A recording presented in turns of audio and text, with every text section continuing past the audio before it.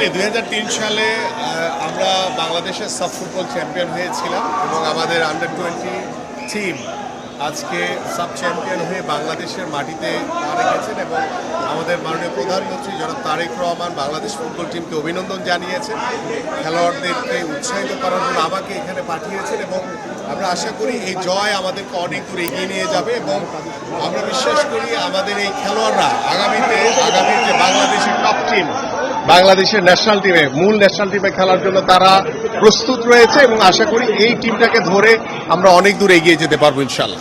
প্রধানমন্ত্রীর সঙ্গে কি কথা হয়েছে কিনা, তিনি আসলে কি বলেছেন? তিনি ইতিমধ্যে অভিনন্দন জানিয়েছেন এবং তিনি আমাকে পাঠিয়েছেন এখানে এবং তিনি অত্যন্ত খুশি হয়েছেন এবং তিনি বলেছেন যে এই জয়কে আমরা ধরে রেখে সামনের দিকে ফুটবলকে আমরা আরও অনেক দূর এগিয়ে নিয়ে যেতে চাই। ডেফিনেটলি আমি তো আসলে অত্যন্ত মানে অন্যরকম ফিল করছি যে আসলে দীর্ঘদিন পরে আমরা আবার আমাদের বয়স ভিত্তিক আন্ডার 20 টিম সাব চ্যাম্পিয়ন হয়েছে। আমরা বিশ্বাস করি যে আগামীর বাংলাদেশের ফুটবল এবং আগামীর বাংলাদেশের ক্রীড়াঙ্গন আমরা এই ধরনের জয়কে নিয়ে আমরা সকল স্পোর্টসকে এগিয়ে নিয়ে যেতে চাই। আমিনুল ভাই পুরস্কার ঘোষণা করেছেন, এরই মধ্যে সেই অ্যামাউন্টটা কি আসলে ক্লিয়ার করবেন কিনা আসলে সবাই জানতে চায়। সেটা আগামী 6 তারিখ ইনশাল্লাহ আমাদের বিশ্ব ক্রীড়া দিবস উপলক্ষে একটি অনুষ্ঠান রয়েছে আমাদের এনএসসিতে।